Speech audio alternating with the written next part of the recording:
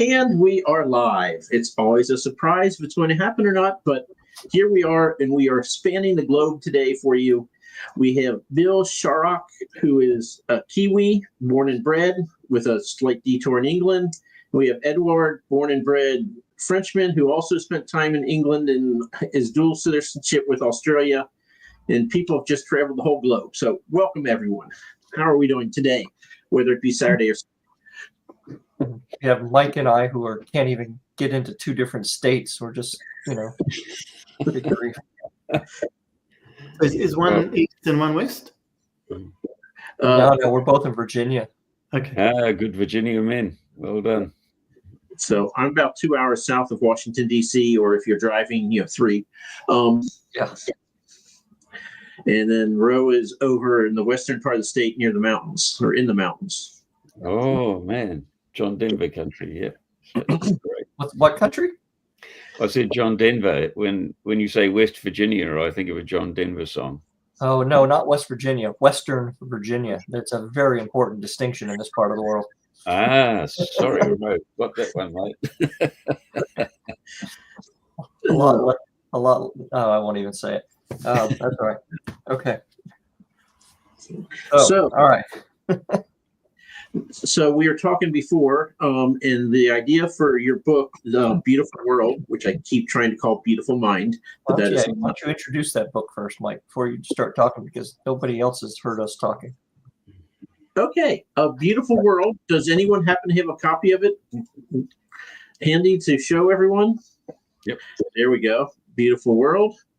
Was the brainchild of Eduoard, but Bill is the author extraordinaire.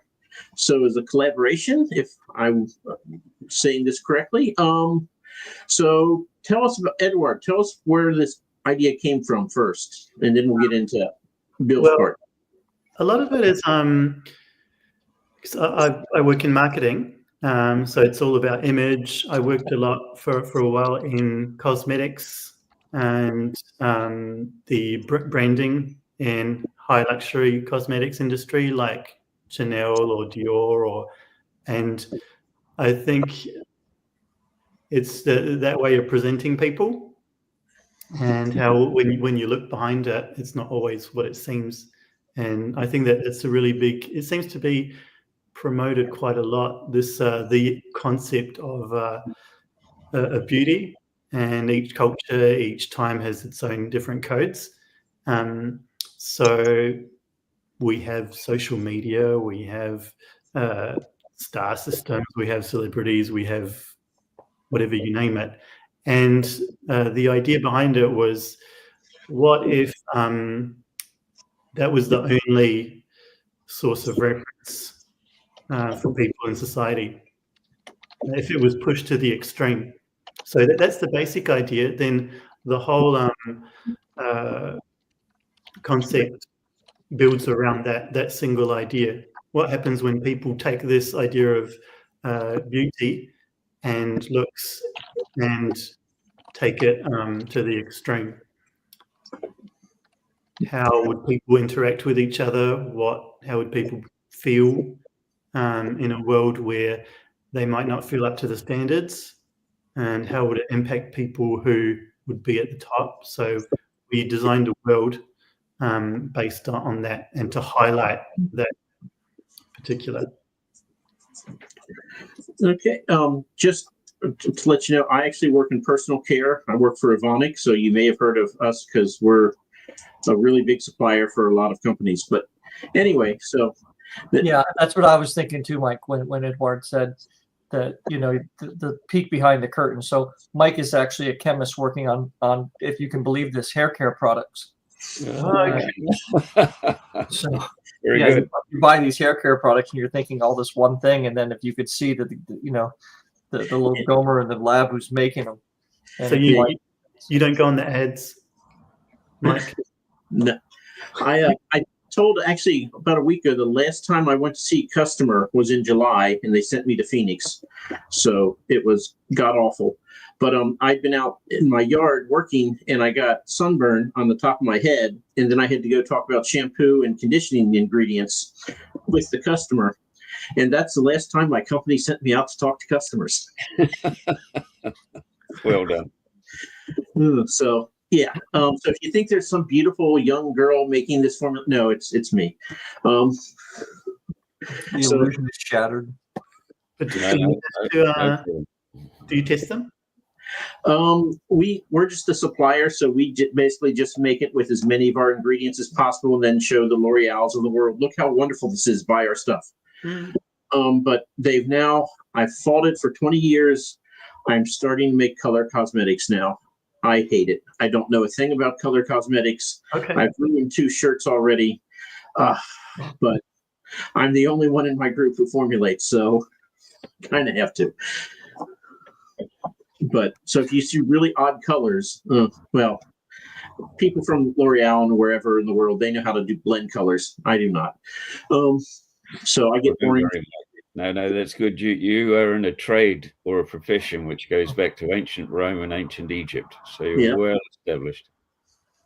You're a prostitute, Mike. Not quite that old.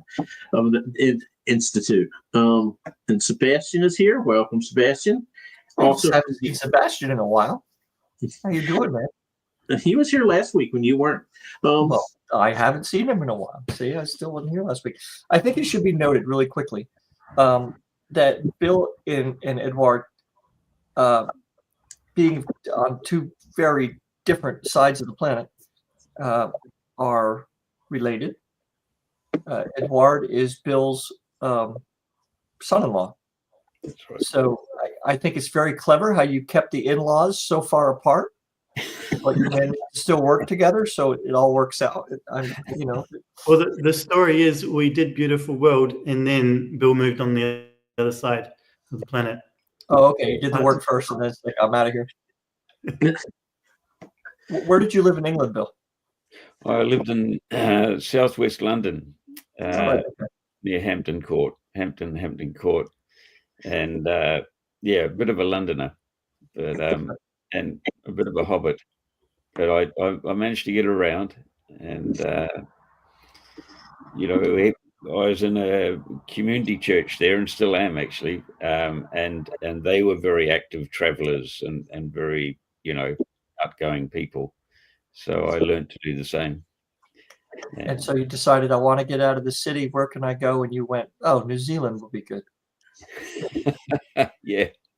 Well, it was interesting that my son, I've got a son living in Australia and 2 daughters in New Zealand. And the family got together, and my son rang me up and said, Dad, time to come home. 33 years, time to come home. Yeah. And they built me a little flat out the back, and I can't complain. I'm in the land of Lord of the Rings, so why should I complain? Yeah. I was going to ask because, Americans, are you near the Hobbiton and all that? Is that on the north side? Okay. Yeah, Hobbiton's just over a beautiful range of hills called the Kaimais. You cross the Kaimais from the Bay of Plenty, and you can see Hobbiton. You can see and you can visit it. And every time I drive across the Kaimais and through what's called the Matamata Plain, the Hauraki Plains, to see my daughter, I am driving through Lord of the Rings country, and it's just I put on the music on the system in my car, and I drive all the way to Lord of the Rings through the country. It's just outstanding. So people still visit that quite frequently? Because, I mean, that was like 24 years ago that movie came out. Yeah, and I went there the other day with an Aussie mate, and it was packed. Really? Yeah, and yet they've still got the touch. They only let people in small amounts, and you come on a booking, and you can just wander around the village, and you get a tour, and yep, you're back in time. It's fantastic. Nice. Yeah, very well done. And that hasn't made you want to write anything in that kind of genre? It was funny, even when I was a lad, the first book I read twice was Lord of the Rings. I didn't believe in reading books twice. Why break the spell? But I read Lord of the Rings twice, and I believe Tolkien's had a certain definite influence on the way I write, the way he sets a scene. Characters are very important to him. He loves describing the landscape and the situation people are in. He's as much interested in people as he is in the plot. And that when I was, as a teacher, when I was writing historical romances, I was very aware that Tolkien and other historical authors had taught me so much. So yeah, I'm nothing new on the blocks, but I sure enjoy the style, the Tolkien-esque style and approach. Well, having said that, you're welcome here then. We'll get back to A Beautiful World here in a sec, but so you've written how many historical romances? I think it's 7 now, ranging from ancient Rome right through to the High Middle Ages, and one set in Eastern Germany, Moon Standstill, about the destruction of they all have an historical basis. The destruction of a German army in the Middle Ages under the German Emperor Henry III. It marched across the Elbe and disappeared. And it broke the heart of the young king. He had lost an army. That was Moon Standstill. And then I wrote one about Agincourt called The Bow. And then a follow-up to it, the Battle of Agincourt from the French side, called Chevalier, that went through 2 parts, actually. And I really enjoyed writing that. Then I wrote one, believe it or not, about the Battle of Hastings, 1066. But from the point of view of a peasant boy. It's called Peter of Sheen. And it's a boy who was drafted into the militia in October 1066. So I really had fun writing that. And then one of my great enthusiasms as a history teacher was, did King Arthur actually exist? Was there an Arthur? Was there an Artorius? Was there a great bear who drove back the Saxons? So I wrote, I've written one called The Guinevere, which is the story of Arthur from the point of view of Guinevere, the queen. So I like to take a different angle on it. Yep. Wrote one called The Orange Veil, which is not yet published, actually, about marriage in Rome, in ancient Rome. And I had a lot of fun at the time of Vespasian and Titus, the Roman emperors there, and looking at the power politics, intermingling with romance and personal strife in Rome in the sort of 1st century AD. So that's me. And then I bumped into, Ed's concept just took me by surprise, actually, but I've had such fun doing it. Was it a total departure? I mean, how different was it writing? We don't get a lot of romance authors on this show, to be totally honest with you.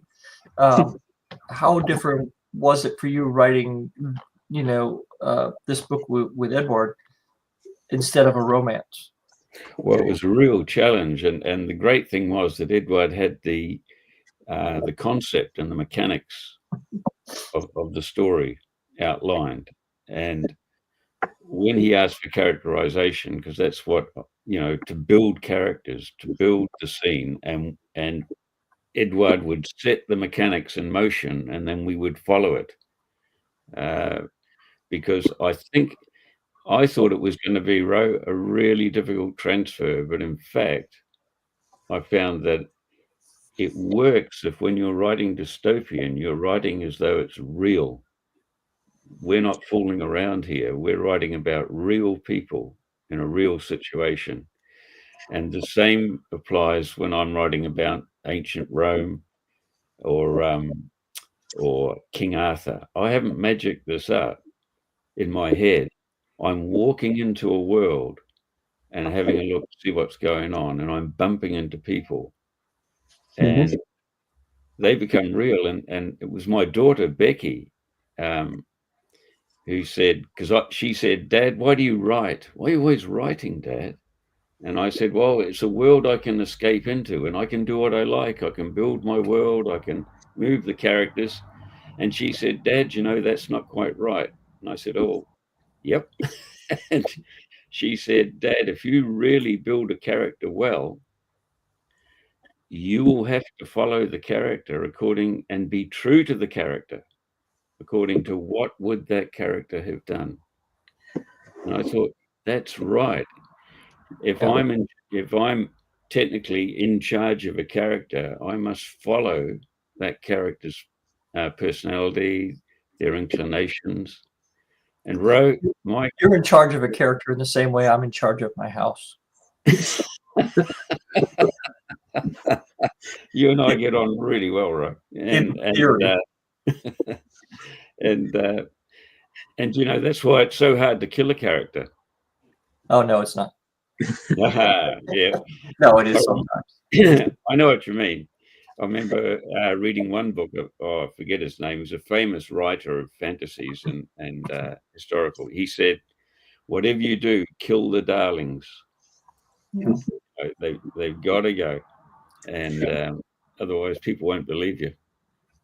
So, Bill, I have to tell you, just because Ro has a chance to make fun of me because he doesn't know this fact, but Vespasian is actually my favorite Roman emperor because, of course, I have a favorite Roman emperor. Doesn't everyone? Oh, fantastic! Yeah, well, I love the guy. A man of dust, raised up, and what a strong character, gritty. Yeah. There is a history professor. I don't know from where, but he has TikTok things regularly, and some of them are kind of interesting. And he was talking about the Persian Empire and the Greeks and everything, and the reason that the Greeks that they wore those like little skirt kind of armor things, you know. And he said, and he wasn't trying to be funny. He said part of the reason it was like that is for after the battle they were just really easy access.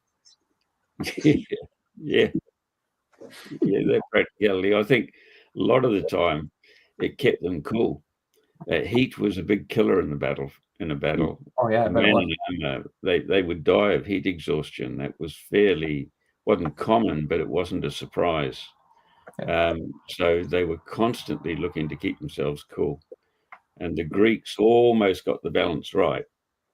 Even the hoplites with the huge shields and whatnot, they essentially fought to keep cool. And they used to say in the Middle Ages that sweat in your eye could be the last thing you felt. Sweat coming into your eye, you're dead next because you blinked. Or you instinctively wiped your eye, and next thing you're dead. So they were constantly trying to reduce the heat.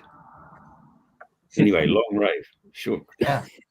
So, Eduoard, where did the idea for Beautiful World come from? I mean, what was your process of putting this together? I mean, if you presented Bill with kind of a whole outline, I guess, where did it come from? What made you kind of sit down and start outlining it, and why didn't you just write it? Well, as I mentioned, the social side of beauty and aesthetics, but then the way I would have presented it to Bill, I said something like, when you've finished, like next time you've got a bit of free time to start a new book, would you want to try one together? And I don't think you were expecting that, because I'd work on some of his covers before. I would have illustrated the covers, and yeah, I sort of got an idea, but it's going to be a different genre. I asked him how he feel probably about something more sci-fi. Didn't really have an exact idea where it was going, because I needed to know if it was going to go anywhere first, if Bill was going to be okay because I didn't see, there wasn't any other option for me really to write myself or to pitch the idea to anybody else. And I was fairly happy working with Bill together. So the idea was, I explained to him the setting. It's in the future, dystopian, science fiction, but I felt he'd be comfortable because this, how often in dystopian settings there's a reset, and that would allow him to go back to his sort of comfort in medieval, in historical, where everything's really, there's a side which is really, really backwards.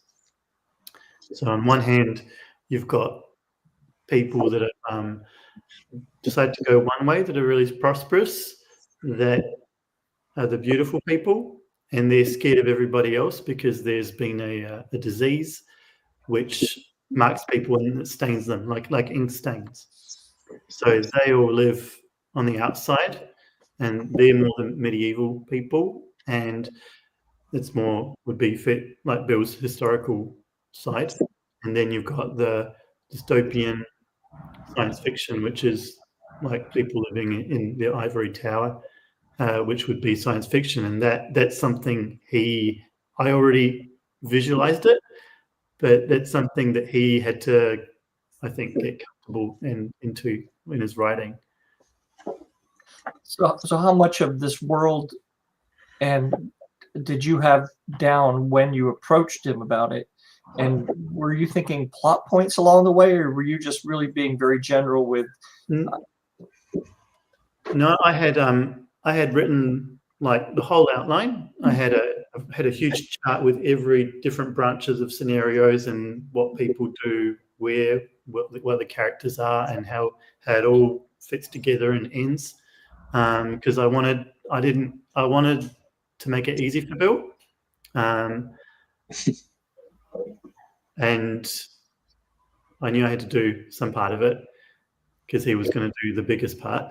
So it was really to make him feel comfortable, so he could just flesh out the characters, and but it wasn't too strict. Like if he wanted to go one way, we ended up going different ways. But we knew where we were going. That gave us like a big safety net. I already had all that worked out. So how much modification when you started doing this, Bill?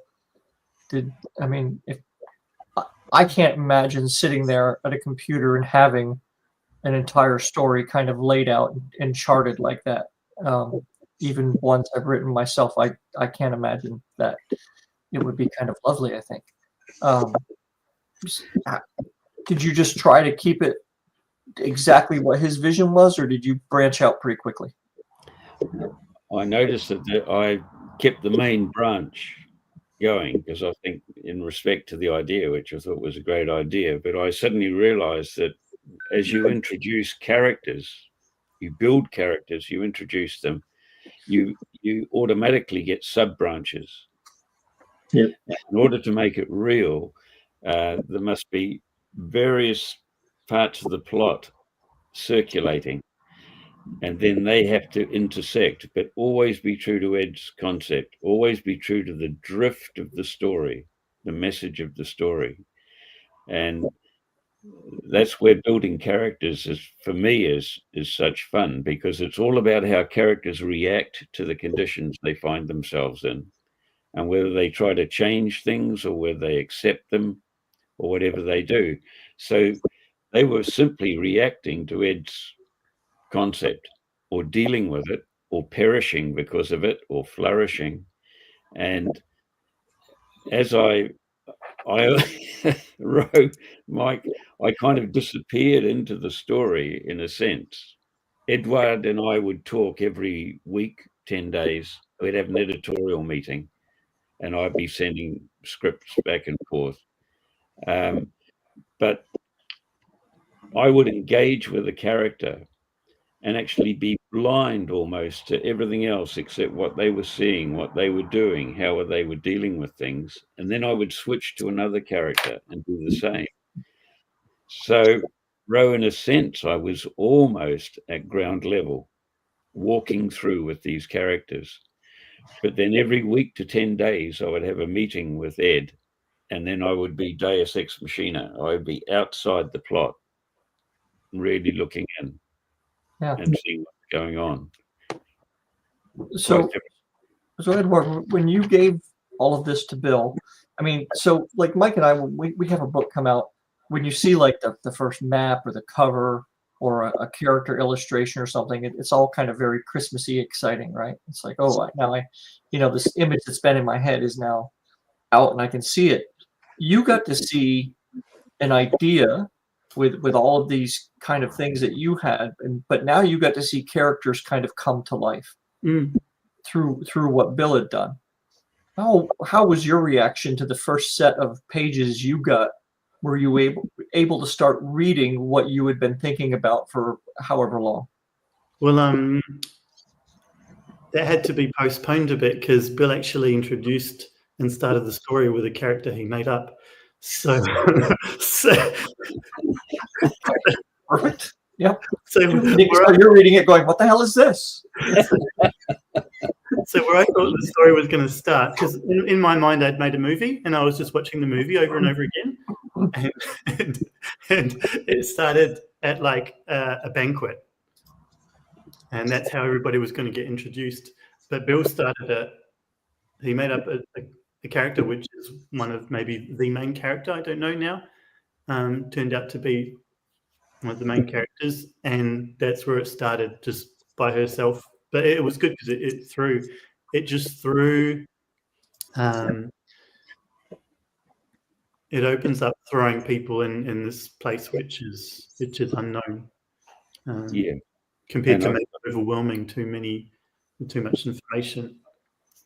I mean, Ed was very good like that. He very patiently let me do that, but I wanted to open the story as a mystery. Let the reader try and work out what's going on. Come down to my level. And it started off with a young girl standing in the mist, trying to see something which she thinks she can make out in the mist. And then slowly, as you read, it's revealed what's going on. You're not sure what time this is or era, why she's standing there, why she's on her own. And she walks forward, and then you slowly realize she's not lost, but she is lost. She's a scout.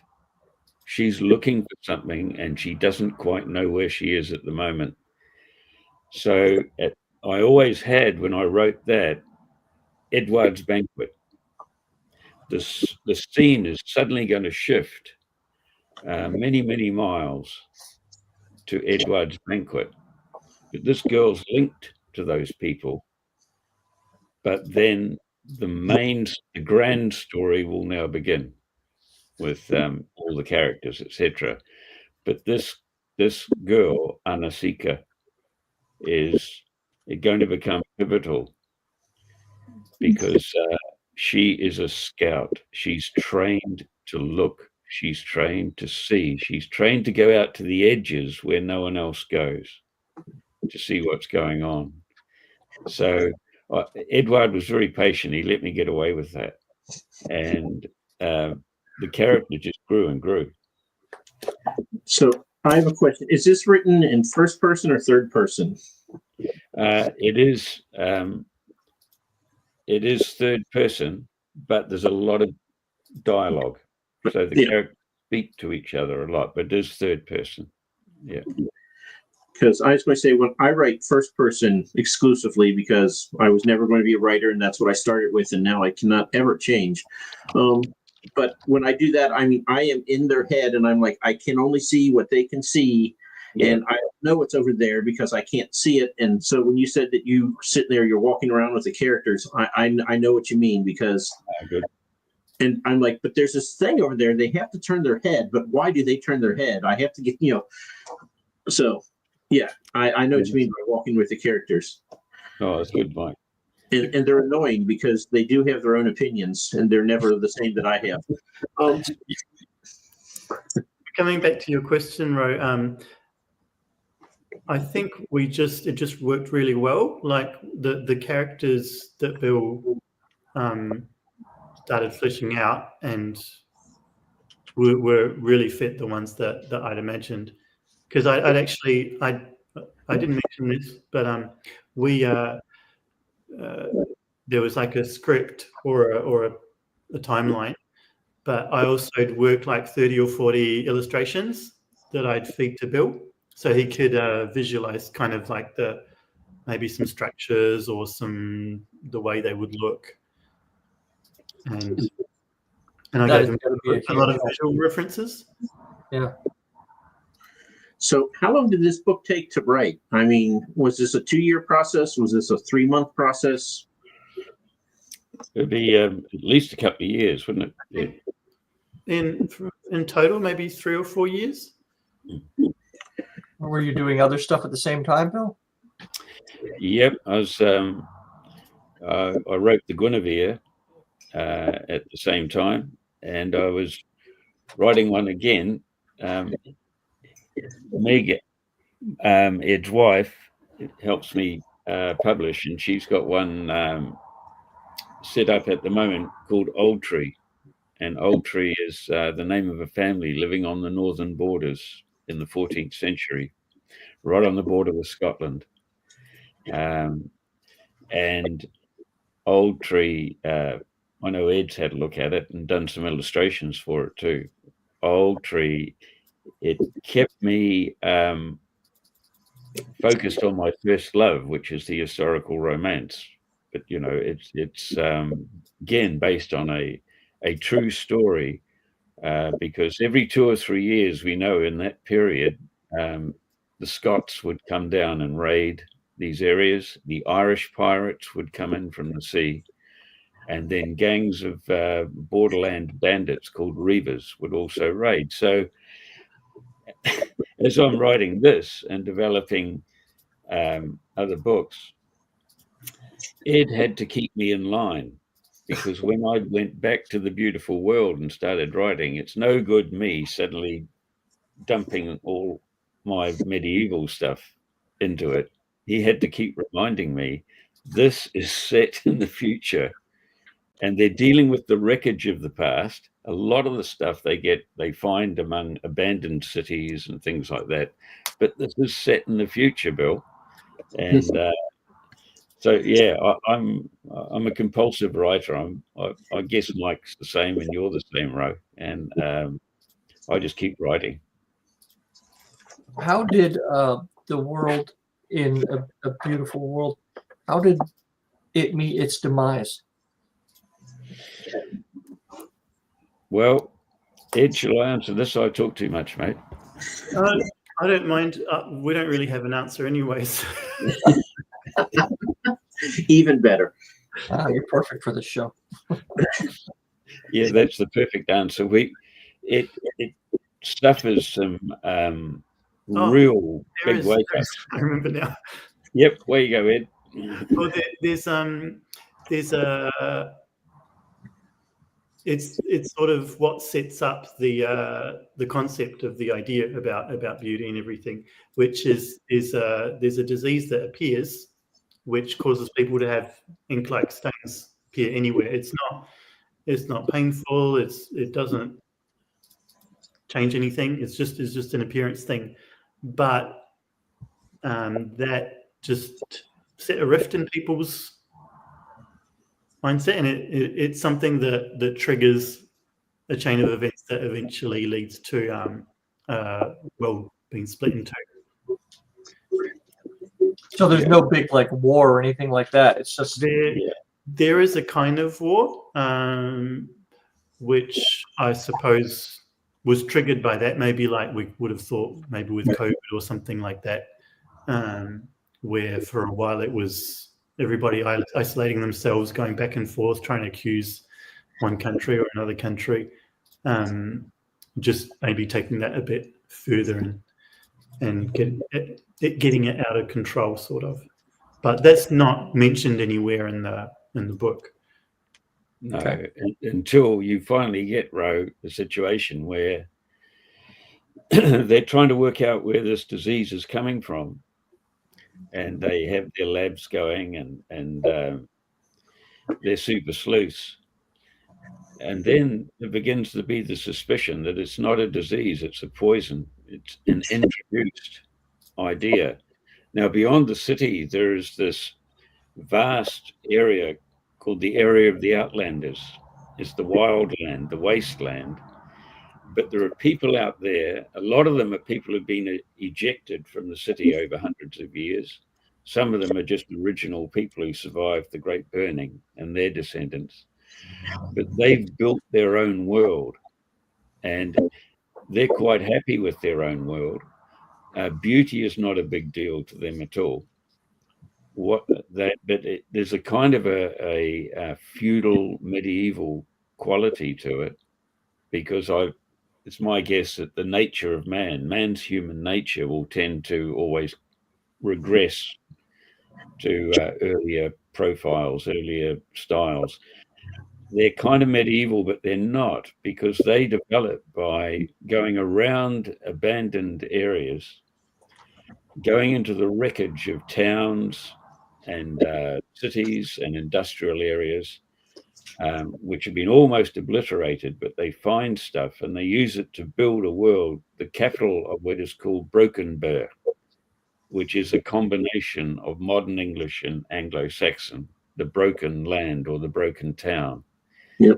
And they decide that beautiful world has got to go.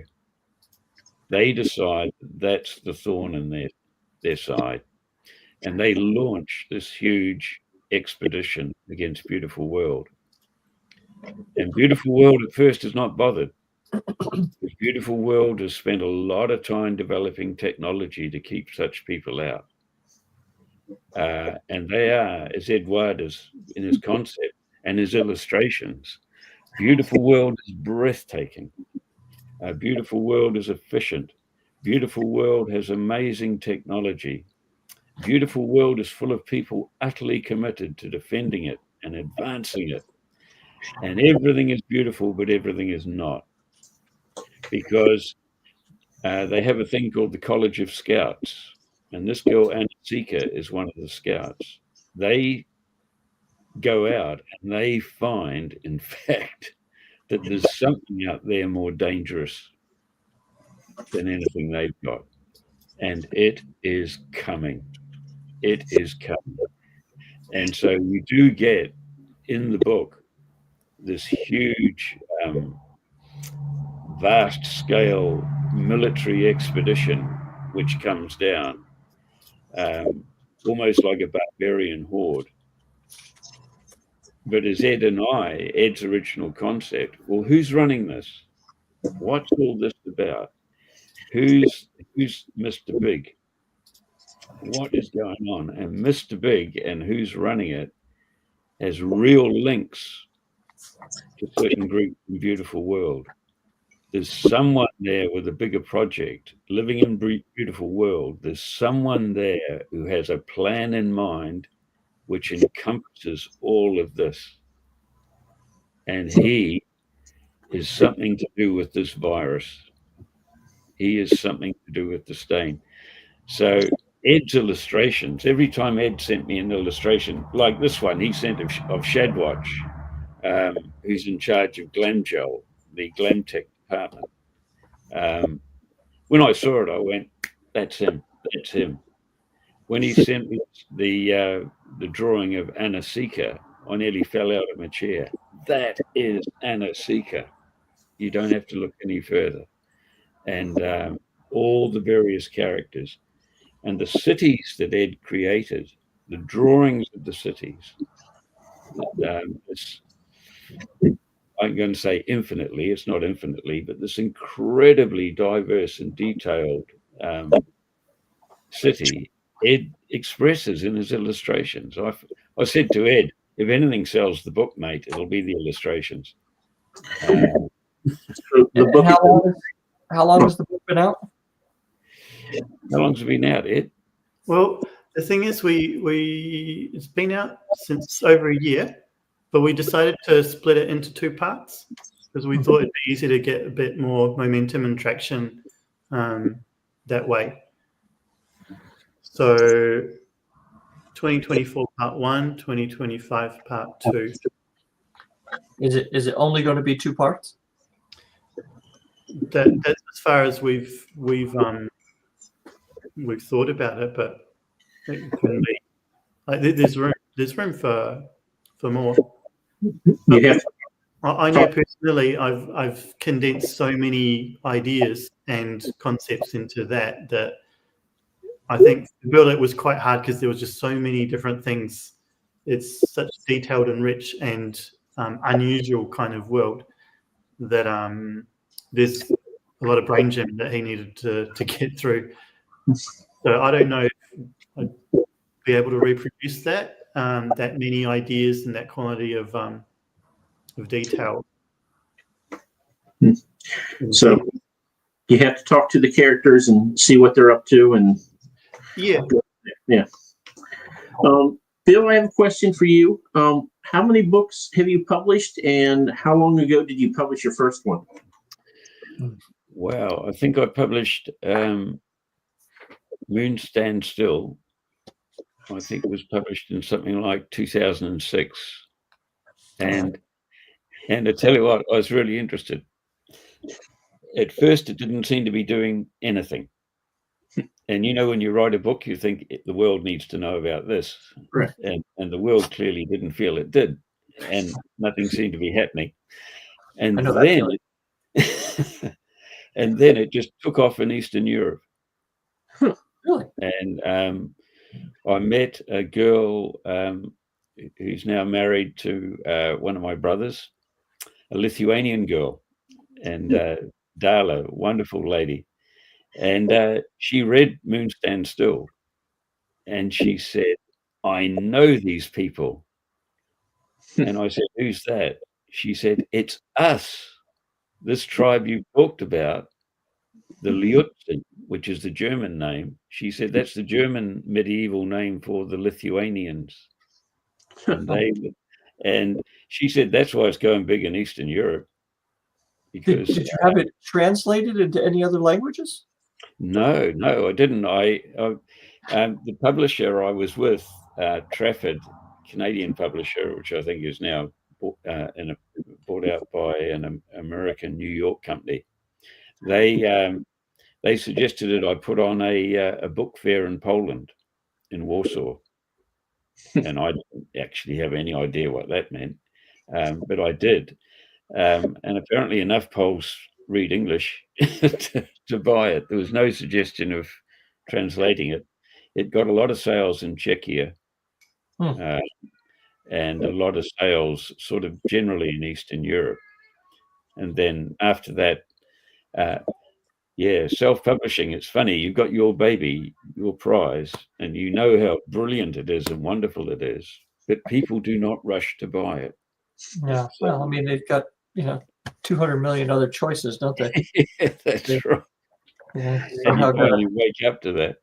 But it's a very clever marketing strategy you have in having kids everywhere intermarrying with people from other places, and it gives you a real kind of multinational kind of conglomeration to go with. Where we're kind of stuck, as I say, Western Virginia as opposed to West Virginia, where people rarely get out of their own families way, much less other countries. So, well, you're right. I mean, it's kind of weird. I think one of my books, I think it was Chevalier, was taken on by an American website, and they specialize in unusual literature. And I wasn't sure if that was a compliment or not. But they yeah, why not? Take it. And then another website was a kind of a Christian website looking for books suitable for young adults, which weren't too real and augmented. And so I've ended up on that. So really, it's point and shoot. But Ro, I take your point. There's nothing like having people all over the world and sort of a global connections. Yeah, absolutely. So I want to ask, because most of the guests we have on, they tend to be much, much much younger than Roe and I. And they tend to, I've written this book. It's taken me a year. I'm going to publish another book this year. I'm going to publish another, just go, go, go. And I'm going to build my whole empire up. And you guys, if it took you 3 to 4 years to write this book, what is that like that, you can just, let it come to you slowly, organically, as opposed to push, push, push? Because I'm assuming, Bill, that you're not wanting this to be your next career. No.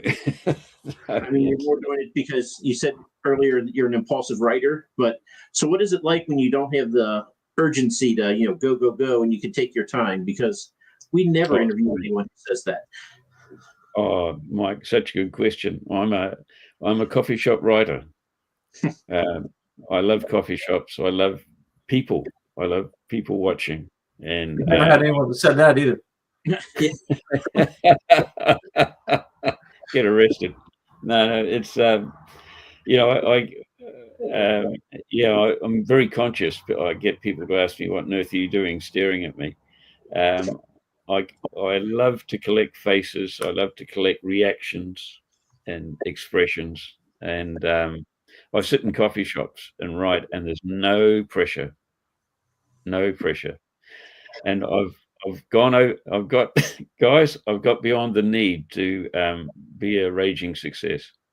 I thought, when you write your first book, you think you're going to be, bestseller list, New York Times. No, it doesn't happen. Or at least Netflix. Yeah. Yeah, I think we're pretty much over, that. The desire, maybe a little bit, but yeah, there's no need for that. No, and you're always chuffed when someone reads it. Well, you're right. But I mean, I know Ed is far more sort of bulletproof than me. I'm really chuffed if someone reads it and they like it, and I go, oh, if someone reads it and says, oh yeah, chewing gum, and then it's not really interesting. So have you gotten any reviews that kind of stuck out to you like that? Yeah, the book that recently got most embraced on Amazon is called The Bow, and it's got over 600 reviews. Wow. at 4 stars, and but you've got to summon up the courage and read some of the reviews where someone says, oh, come on, there's nothing happening here, or what was all this about? I put it down after 5 pages. Well, let's take a look, shall we? And then other people saying, yeah, I really like this, or they, and so. Well, the good news, Bill, is that at least on the Amazon I'm seeing here, you do have a 1-star review out of 695 reviews, but it's just a rating. It's not an actual review. They didn't feel strongly enough about it to actually leave a review. Yeah. And I know it's not everyone's cup of tea. Even when I give it to, neighbors or friends, I say, look, if you don't like it, throw it over the fence or used as a doorstop. I won't be offended. Just buy it, right? Yeah, we don't care what you do with it. Clock me up a sale, yeah.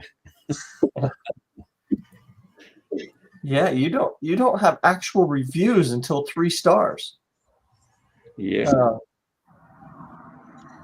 Yeah. So I always say to people, and I don't know how you folks find when you're writing, that you're writing for an audience. Not everyone is going to like your style. Not everyone is going to like what you're writing about. And yes, they will. Damn it. No, they most certainly don't. No. I had to go through that. What, are you blind? But that's what I love about human beings. They're infinitely variable. And, I was staggered the other day. A good friend of mine said to me he had never read Lord of the Rings and never watched the movie. I said, Russ, what are you talking about, mate? He said, no, that sort of stuff wouldn't interest me at all. You see, I hear someone like that, and I am kind of jealous of them because they get to experience it for the first time if they want to, right? Yeah. We can't do that again. No, you're so right. You are so right. But your point is well made, right? I mean, because I have met people who do not like Tolkien, right? Yeah. They hate him the same way I hate Hemingway, right? Yeah. And I don't understand that at all. So there's people for every book. You just have to find the people. Isn't that wonderful, Ray? That you can say Hemingway, lean and mean, not interested. Tolkien, oh yeah, he's the man. And then I bump into someone else who's completely the other way around. Yeah. Go ahead, Mike. Defend Hemingway. Go ahead. Both. So, What was that, Mike? I said I like them both. So. Oh well, you are the consummate author, Mike. You won't fail, mate. You'll be fine. Oh, no, do you want to throw in some like Voltaire references or something?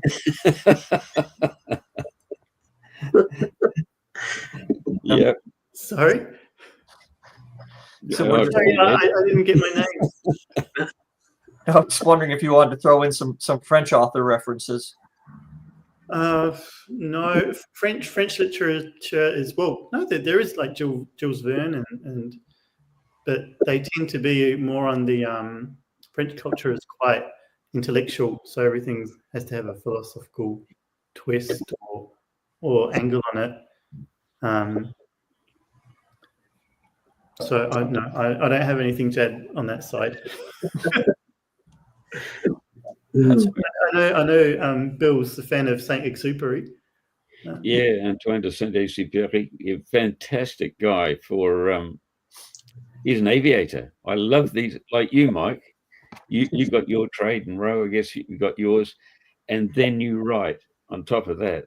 And some of the world's great writers are like that. And this guy, Antoine de Saint-Exupéry, he was a flyer. He was an aviator, and he flew in the 30s, flew in the Second World War, and he wrote magical books. And the one that is famous around the world is called The Little Prince, which is really a book for children, but it was actually based on his experience when he shot down in the desert and started to hallucinate, wandered around. The French are magic in their own way. Victor Hugo, magic writer, a bit tragic, but magic. But and I'll tell you what, you guys will be delighted to hear this. When I was at university, I had to study American literature. I'm sorry.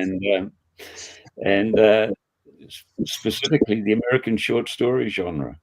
And I was just so impressed. I was at university and just blown away by the power and the beauty of American writing. It had never, ever occurred to me that anything happened on that side of the Atlantic. And then now I saw all these different genres of writing in America. It was just a brave new world. So did you read Mark Twain? You had to read Mark Twain. Oh, yeah, Mark Twain. Fantastic. Huckleberry Finn. Twain's awesome. Twain is just fantastic. Yeah. And I got even to reading guys like Henry James and Saul Bellow and people like that. And it's just the variation. And Damon Runyon, the wit of the guy, fantastic. So when does book 2 come out? Well, part 2's kind of digital. Already available on digital format. Okay, and sorry then, about that. Here. It's Beautiful I'll World. try to pay attention. Part 2. And when is the next part 3 coming out? We haven't really talked about it. We talked about another series, but okay, part 3 can come out. Yeah, and I deliberately left the final chapter, which has an internal resolution, but as an end, things aren't done. Things aren't there's still a situation here. So I've left it wide. I left the gate wide open. But there's definitely a lot of things to build on. We could take it in lots of different ways, because there's a lot of current events and current things that are changing at the moment that we could plug in and follow through with it. Yeah, don't use any current events from here. But the interesting thing, right? The dystopian novel, there's plenty for you to choose from. Oh, I tell you. And we used to laugh, didn't we, Ed, that this is not magic, but sometimes the current events used to catch up with what we were writing. I'd suddenly say to Ed, we're writing about this. It's like all those brain cells you expended trying to make things up, and all you really had to do was watch the news. That's it. Watch the news. It's happening right in front of you, mate. So before we head out, do you guys have you put any of these books in any of the contests, like the science fiction fantasy blog off thing or whatever it's called? Yeah, we did one. That's how we got to know. So I got to know Mike. I forgot what it was called, but I don't even know if that competition finished. But we did get a feedback from it. Is that I think one of the person who read it didn't like the way the characters interacted, but they said when you're, I'm trying to remember the quote, when you're in a competition like this, you're looking for hidden gems. And this is one of it. Like, it's just never seen anything. It's really so unique that the person was encouraging. Just you got to read it to see what you feel, because it might just be your thing. Because if you will like it, it'll just be a perfect match. Yeah, That's pretty good feedback. Yeah. So I was not happy with them. My book has 7 or 8 murders, most of them, cold-blooded. And the review I got was, it's a cozy sci-fi travel log. What were they reading? The cozy sci-fi travel log where the juvenile hero of the story takes a weapon at point blank to a dude's head. Yep. Yeah. Cozy. Yeah. Cozy travel log. That's my book. Yeah. So yeah, I was not. What's brutal then? Yeah, that's right. It was. I'm just reading the comments. It's in the SPFC. Yeah, and but I don't know which genre it fits in. I don't have a clue. So I'll try the science fiction one next year. Yeah, Spiffbo just finished. Thursday? I saw that. Yeah. Next month, maybe this month. No, probably later this month. They will be opening up for. So check on it's Spiffbo, SPFBO. Check on their website. They changed it, so now it's open for 24 hours because it was great for people like me when it opened up at 8 a.m. my time, but not so great for people around the world. So now it's open 24 hours, and they do a lottery to see who gets in. But look for that because it's only open, one day. Because I saw the runner-up of this year's one, or last year's one, which is finished now, is also can fit in fantasy, can fit in sci-fi. So I think we'll just give it a go. Yep, absolutely, give it a go. Spiffbo, I was in a couple years ago. Wonderful. Love that. The science fiction one has issues. I don't know, but the Spiffbo is top notch. There's not a better competition out there. So yes, absolutely get into that one if you can, or at least get into the lottery and make them say you didn't get your number drawn. But yeah, highly recommend that. It's top notch. Because I have to admit, I didn't know what I was getting into. I didn't know book competitions could be so dangerous. I felt safe when I was in France, but if I was in America, I wouldn't have felt safe. So, and I will tell you the key to Spiffbo is because, you're most likely not going to win. There's one book out of 300. Good chance. But the best thing to do is connect with other authors, get on blogs, get on, shows like this and interview, because they go out of their way to, push. So if you have any inkling and you want to say, hey, I want to talk about, you will get lots and lots. I had 6 in-print interviews. I was on 4 shows. That's before this all started here. So, you can absolutely get the word out if you just sit there and say, well, I entered my book. I will now wait for people to come to me. You'll get nothing. But if you actually put a little effort in, you can get the word out. So highly recommend it. Oh, thanks, Mike. And with that, I would like to thank the folks who joined us in the middle of a Saturday afternoon. And thank you, Bill from New Zealand, and you, Eduard, from France, and you, Mike, from Richmond. Yep. No, it's been great. It's been great. Thanks, folks. All right. Keep writing, fellas. Look forward to it. Thank you very much. Good on you. One quick question, Eduard, since EL wasn't in the comments. Is that a cheetah or is that a leopard behind you? And why is it there? It's a leopard. We don't have Buddhas, but we've got cheetahs. Okay. I know it's not appropriate, but there's a hairdryer there. I was wondering if that was a hairdryer. I was kind of looking at it thinking that's what it looked like. Okay, well, on that note, Yeah. it's time to wave awkwardly now. Everyone be the Queen of England.